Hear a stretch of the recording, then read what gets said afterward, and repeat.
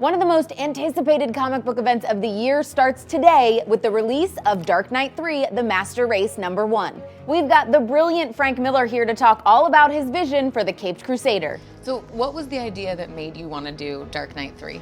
Well, that was very simple. I was 29 years old, and I had the horrifying realization that I was about to turn older than Batman. So I had to make him older enough than me for me to be comfortable with.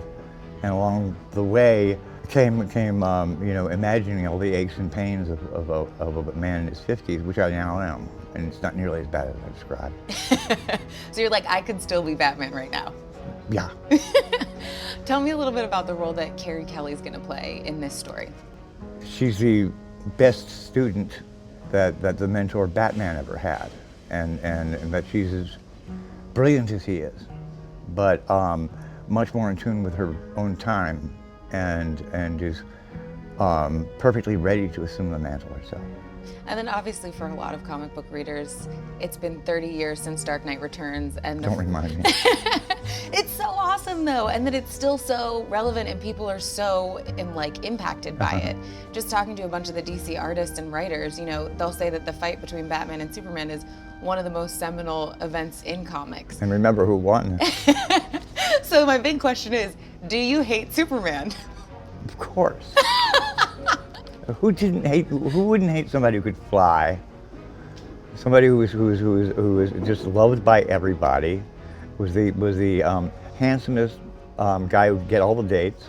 Of course I went for the underdog who had a nasty streak to him and played a much nastier game than Superman. Are there any moments in Dark Knight Returns that stand out for you that maybe are kind of under the radar? Well, everything that had to do with Carrie Kelly, with my Robin, I fell in love with the character, but as far as actual dramatic moments, I think that the one that I enjoyed the most, or actually I felt most intense about, was when Batman tries to murder the Joker, and he's unable to because of his, well, basically because comic book heroes don't do that.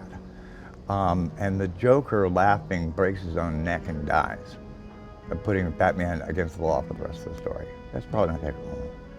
What do you think it is about the stories that make them so relevant still? I know a lot of the writers and artists talk about the fact that they talk about the world in a new and interesting way with the superheroes, but what do you think it is?